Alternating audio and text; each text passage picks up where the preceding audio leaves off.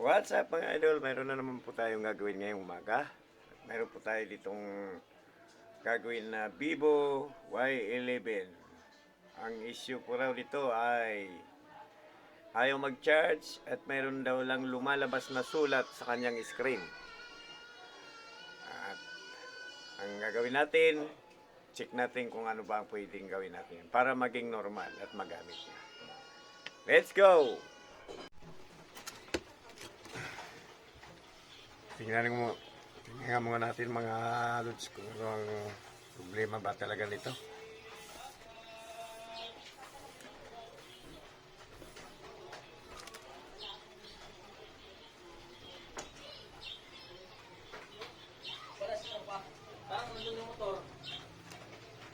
Yung charge naman.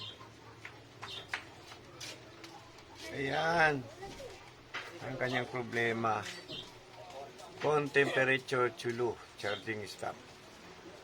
Ibig sabihin, may sira ito. Sira ang kanyang charging board.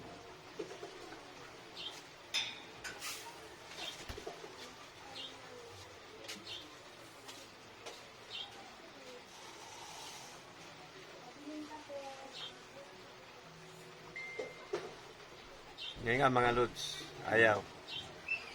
Phone temperature too low. Charging stop. Gawin natin to mga lods. Panoorin nyo kung paano to.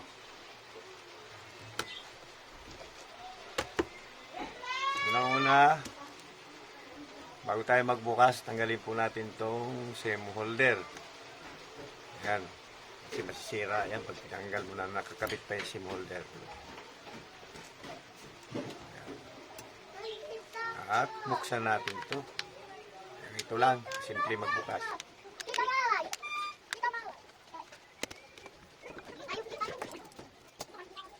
Yan. Dito natin, tanggalin. Dito natin pili.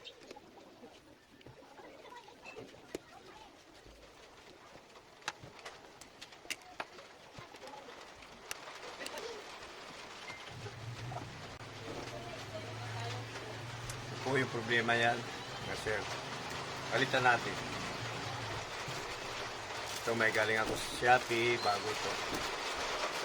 Order ko. Kaya yan lang yung palit natin.